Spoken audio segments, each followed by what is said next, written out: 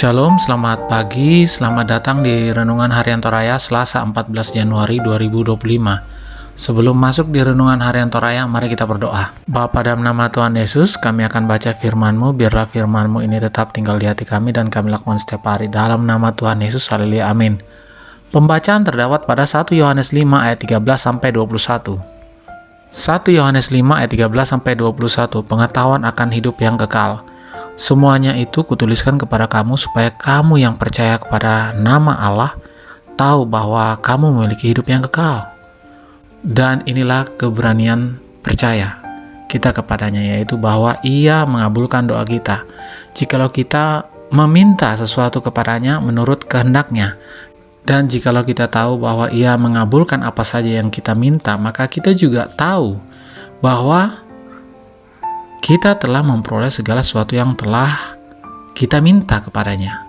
Kalau ada seorang melihat saudaranya berbuat dosa, yaitu dosa yang tidak mendatangkan maut, hendaklah ia berdoa kepada Allah dan Dia akan memberikan hidup kepadanya, yaitu mereka yang berbuat dosa yang tidak mendatangkan maut.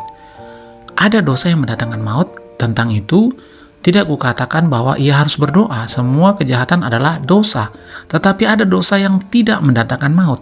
Kita tahu bahwa setiap orang yang lahir dari Allah tidak berbuat dosa, tetapi Dia yang lahir dari Allah melindunginya dan si jahat tidak dapat menjamahnya. Kita tahu bahwa kita berasal dari Allah dan seluruh dunia berada di bawah kuasa si jahat. Akan tetapi kita tahu bahwa anak Allah telah datang dan telah mengaruniakan pengertian kepada kita supaya kita mengenal yang benar. Dan kita ada di dalam yang benar, di dalam anaknya, Yesus Kristus. Dia adalah Allah yang benar dan hidup yang kekal. Anak-anakku, waspadalah terhadap segala berhala. Amin. Firman Tuhan. Tema hari ini adalah merdeka, bicara dengannya.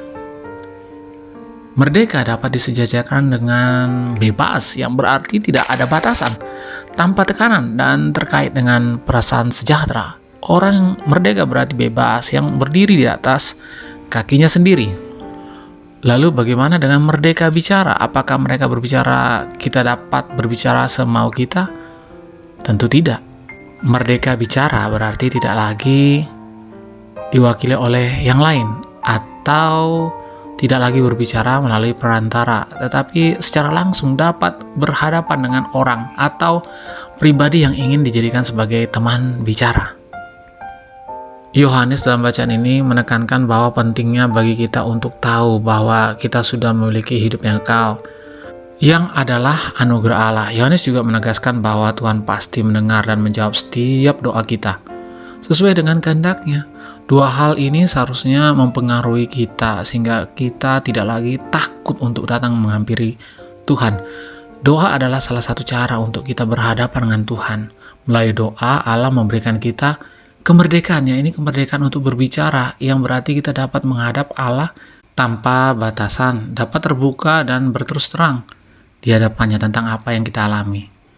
Namun perjumpaan kita dengan Allah dalam doa, Yohanes mengingatkan kita untuk tidak hanya berkomunikasi diri kita sendiri kepada Allah, tetapi juga bisa berdoa bagi kesejahteraan orang lain, terutama bagi mereka yang hidup dalam dosa.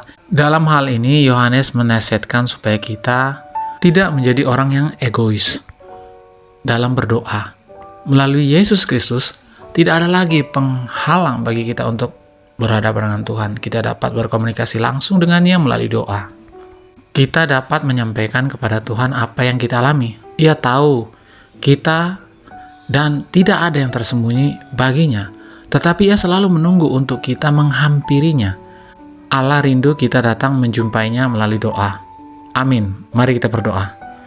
Bapa, dalam nama Tuhan Yesus, kami sudah baca firman-Mu, biarlah firman-Mu ini tetap tinggal di hati kami dan kami lakukan setiap hari. Di dalam nama Tuhan Yesus, haleluya, amin. Selamat pagi, selamat beraktivitas. Tuhan Yesus memberkati, amin.